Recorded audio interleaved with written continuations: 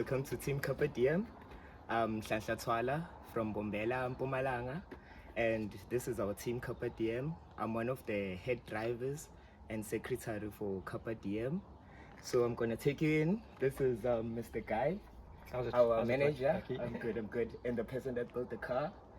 This is one of our pilots, co-pilots, and engineer Mozi. Yeah, I think we might go right in. I'd like to add to that Lucky is also the person who recruited all the other drivers and our chef who came with us on the challenge. So he's recruitment officer number one. Okay, good to see you again. So I'm just going to ask you a few questions on how or what made you actually come about designing solar cars. Well, I've had a bucket list that I've been making for 20 years. But when you're running your own business and working for other people, you don't have time to do what you want to do. And now that I'm retired, I have been slowly working through my bucket list. And the only problem is that my bucket list seems to be growing faster than I can do the things on it. But one of the things on the list was make a solar car. So I got stuck into that about a year and a half ago, and visited around Nelspruit and asked 1,000 people 1,000 questions, and eventually discovered Classy, who had entered in the 2022 Solar Challenge, and he sold me their old car. And so from that I stripped the whole car down and rebuilt it from the ground up again, and did a lot of modifications and renovations, and that's how we ended up with Carpe Diem. This is very nice. But how did you go about building the team Carpe Diem? Oh, well, the team didn't happen until about a month before the challenge. But building the car was in my little garage here. It's just a double garage. And I just started cutting and welding and frying, and then taking it out for a test drive and deciding that doesn't work, and coming back and cutting that piece off and trying again. So after about the third or fourth time, I got things to work. And we were still doing renovations up until the week before the challenge, designing where the pedals are most comfortable and things like that. Yeah, so that's where I worked, was in the workshop here. And I mean, being retired, it wasn't every day. Some weeks I maybe only did 2 hours work the entire week. Other weeks I worked nearly every day for a couple of hours. And it's amazing how much time goes into putting something like this together. We are busy designing our car for the 2026 challenge now, and we're doing it a lot more differently. We've designed the whole car first, and we are slowly collecting all the parts for it. And when we've got everything on site, then we will start putting it together, instead of just hit and miss until you hit and hit. Okay. Yes. Okay, here you were speaking about grinding stuff and before you got the whole car working again, but do you need any type of qualifications for anyone to build a solar car? Well, I think if you've got a little bit of engineering knowledge, you don't have to be a qualified engineer. I've never been a qualified engineer. I've actually been building kitchens and bathrooms for 35 years. So that was renovating houses was actually my job. I've never done anything engineering. But I do have an engineering background, and I did get distinctions at school in woodwork, metalwork, and technical drawing, which means that I obviously have a talent for it. Yeah, that's really good. Yeah. So what made you, or when did you actually join the solar challenge, Sasol? Oh, well, about a month before the challenge, I was reading through all the challenge specifications of entry, and I thought, I qualify on 99% of these. And then they opened a new category called innovations class, which means you didn't have to obey all the challenge rules. You could actually do whatever you liked on that, and show on how you can make the car better than the cars that are on the challenge. So I entered in that, and was the only car entering in that category. So by getting to Cape Town, we were the winners of our category.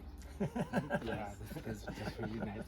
So explain to me how did you go on scrutiny? How was scrutiny?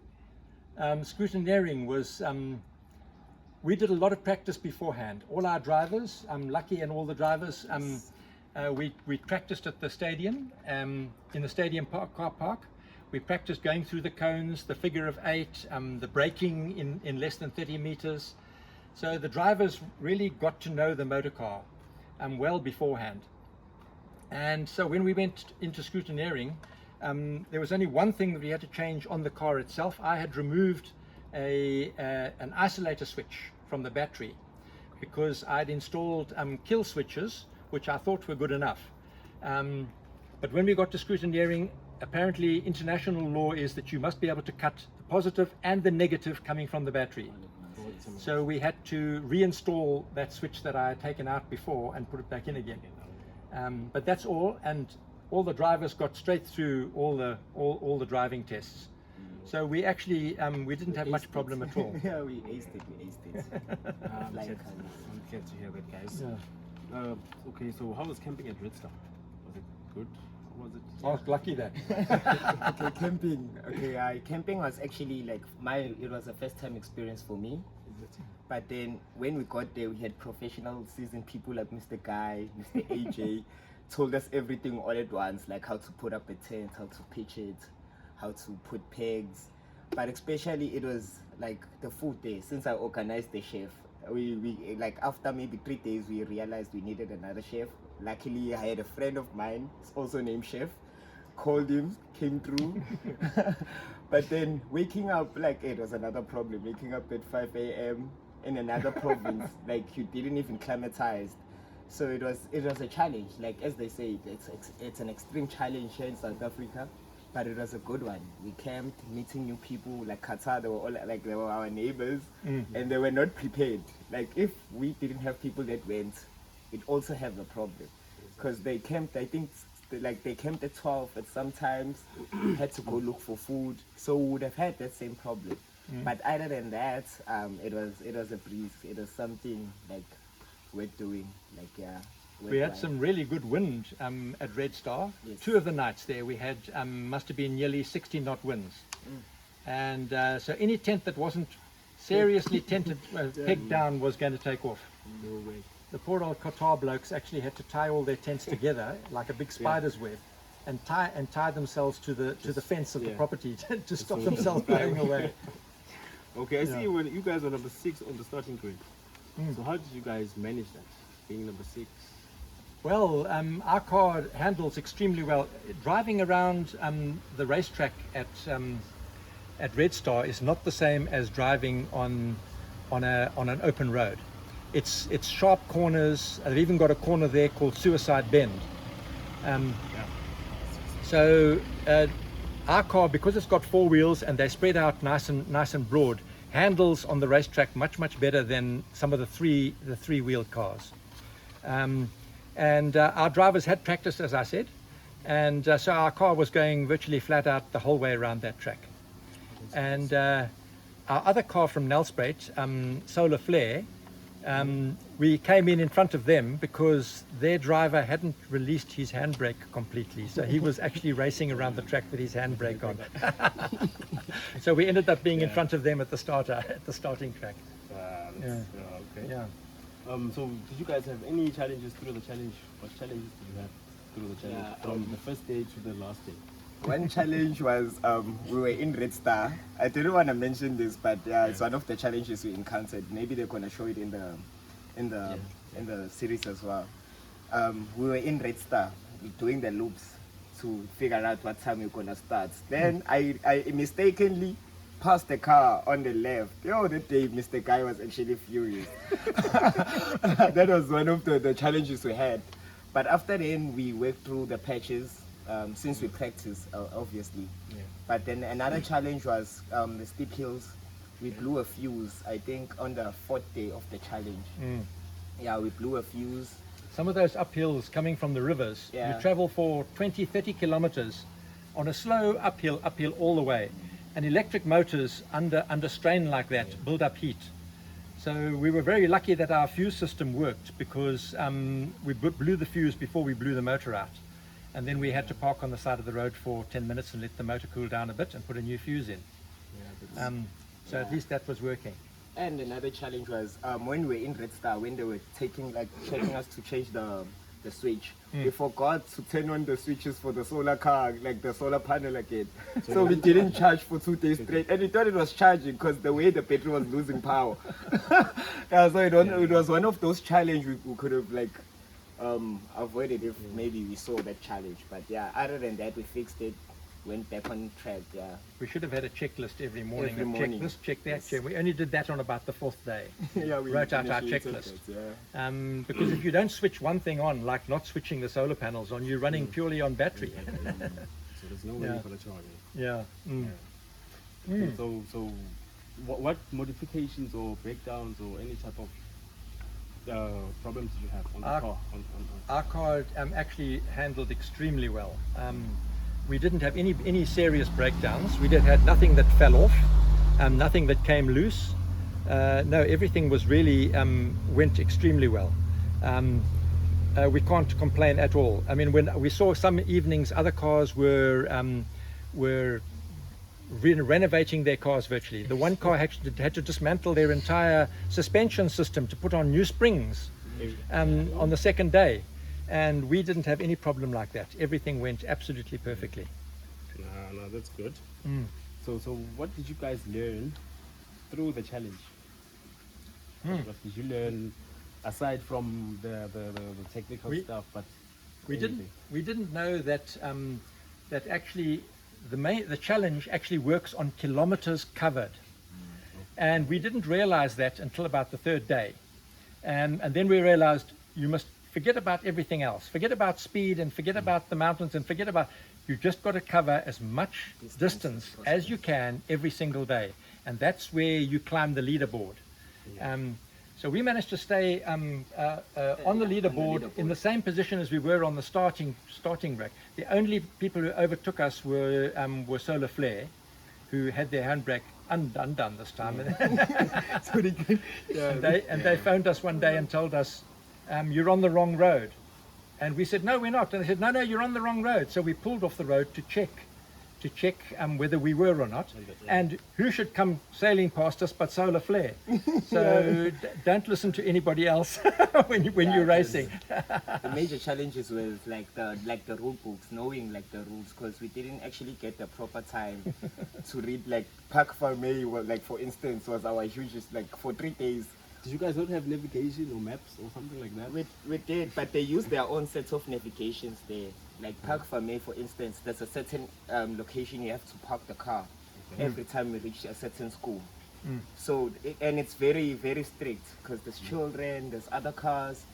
So at first we didn't actually know the rule books, which actually made the other observers really mad, because they liked us. Like everyone was chanting Carpe Diem, but those silly mistakes should have like nearly costed us a lot.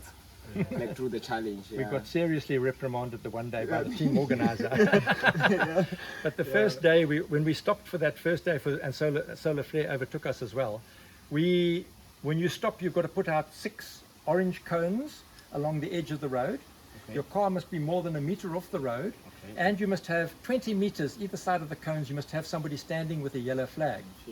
Well, we didn't even know where our cones were. We didn't even know where the flags were. So we got penalty points the first day. We got 24 penalty points.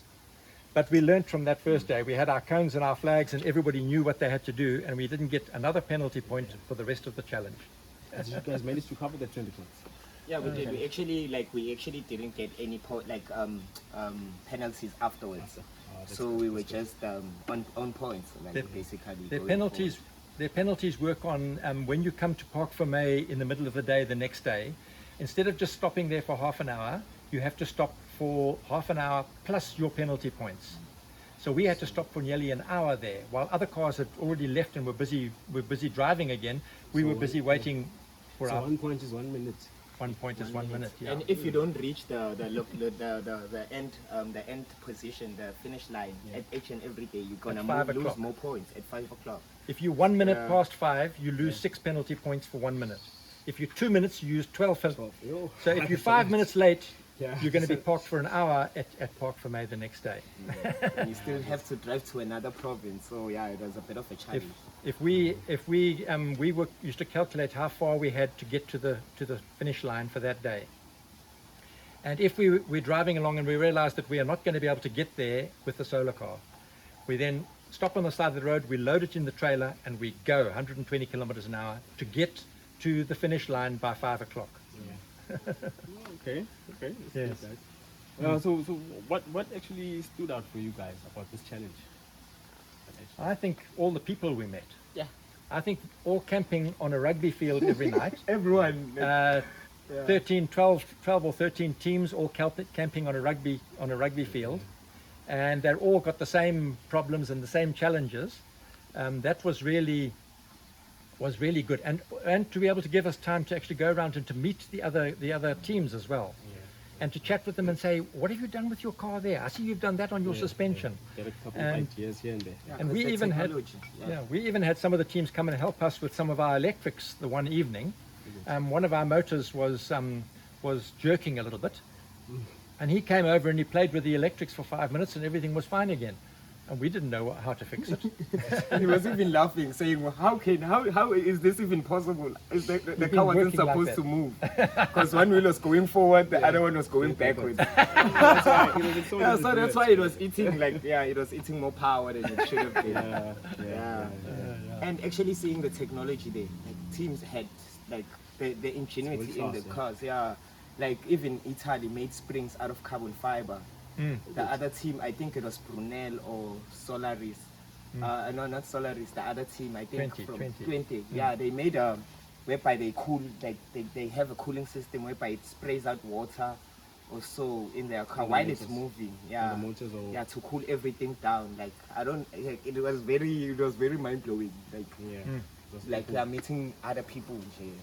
What we discovered in Pofadder, this is something that you can learn from Pofadder, is that we went into the hardware store there during Park Vermeer, and they were selling windscreen cleaner. And I said to them, but what do you people need windscreen cleaner for in Pofadder that only gets 1 inch of rain every 5 years? It's a desert. And they said to me, no, it keeps the dust. It keeps the dust off the windscreen. So we immediately bought a bottle, and we've been using it on our panels ever since. And has it been effective? And the dust does not settle on your panels. And it charges very quickly. It's like our magic potion. That's why, we even said that. You could see the amount of watts coming in from the solar panels go up as soon as we've washed them. No, that's really cool, eh? So what actually did this challenge mean to you guys? What did it really mean to you guys individually? Well, I think it was the first time that I've ever been on the international scene with all these people from all over the world who all have the same passions as we do. We're all keen on harnessing solar and getting the most power out of it as we can, and that to me was the big thing, being on the international scene. I mean, I've never, being a little handyman going around renovating people's kitchens, you're never going to be on TV or anything, and suddenly we were on YouTube and all sorts of things, Instagram, 500 countries, 500 plus countries. Like it's very mind blowing. Like they said there were 500 million people were following us. 500 million people. Yes, that's a lot of people. A lot of people, yeah. Way lot of people. For me, what stood out was like going to different schools every time, like innovating. Since we were in the innovations class, I think every time we went to schools, it was an innovation thingy. So it was kind of nice meeting children, the way they were so excited when you opened the car, and other people like the other observers giving this car names like the Cicada. It was very nice. For us, we were the underdogs, but we showed them it's okay. We can bring it on as well. So it was nice meeting people. Like I made a lot of friends, Qatar, like people from Italy, and they even wanted to take pictures with us as well. So it kind of meant something. It's okay. Yeah, we were all good friends by the end. by the end. So it's nice. That was the highlight for me. It's nice. Sounds like a good experience, eh? Very much. And Lucky learned how to camp. Because I did. wouldn't have known how to. So what are you guys planning to do with the car? Well, we've been taking it around to some of the schools. Whenever we find a teacher who is keen on this sort of thing, we take it around to the school and we let the kids come and have a look, and we explain to them exactly how it's put together. We, even if we park near a field or rugby field or something, we actually let the pupils get in and drive the car around the field. And some of them, it was the first car that they'd ever driven in their lives, and it was a solar car. You know that there are less people, more people have been to space than have driven a solar car. And so for those kids to drive a solar car is something that we could all be doing in 20 years' time, but for the time being, they were the first ones to do it. We're also trying to show it off at the malls, and trying to get sponsorship, because this cost us a lot of money. There is a 51,000 Rand entrance fee alone to get into the Sasol Solar Challenge. Yes, so we've been showing it off at the malls and at places where people can see us on weekends, trying to get sponsorship. Because 51,000 Rand entrance fee alone, and then at least 30,000 Rand in diesel and toll fees to Cape Town and back for the trailing and the lead cars, and then the catering as well, all the tents and all the food that was eaten in those 12 days. We definitely need to get sponsorship if we do this again. So any of you who feel like you would like to sponsor us and watch us in the next challenge, please contact us. We've got our number. We'll give you our number. And then we have an account with the Solar Challenge organizers. If you deposit money into that account with them, they audit it and they'll tell you exactly where all the money goes. And we have to give a rundown of how we're going to build our car and when are we going to need financing. And then we can go to them and ask them, and that they will then give us part of our financing to cover that thing at that time. And the rest will stay in that account and build up a little bit of interest, we hope, until we need it for the next thing. So we're looking forward to seeing you all as our sponsors. I wish you guys all the best. So I see there's another challenge coming for 2026. So do you guys have any motivation or any needs to want to enter the challenge? Well, if we get sponsorship, we've already designed ourselves a new car. And we can show you that, the plans of that. It's still in the planning stages, but we've got the suspension already, and we are getting the main chassis built at the moment. And then of course we'll be putting the wheels on and driving it like that and getting all the mechanical part of it sorted out. As soon as that's done, we can put batteries in and take it out onto the road and try it on road. This car that we've designed needs to be able to do 120 kilometers an hour. Our old car could do a maximum of about 60, and that is why we only came 7th. We need to be able to do 120 when we want to do 120, and we need to be able to drive it at 100 kilometers an hour non-stop during the middle part of the day on the power that's coming in from the solar panels. And so that's what we've designed, and that's what we're going for. And then we're going to be a serious contender for winners next time. And you're gonna need a lot of practice, like for the other car, because it's gonna be way faster. Like, yeah, so we're looking forward to 2026. All the best. Yeah, that's gonna be all, guys.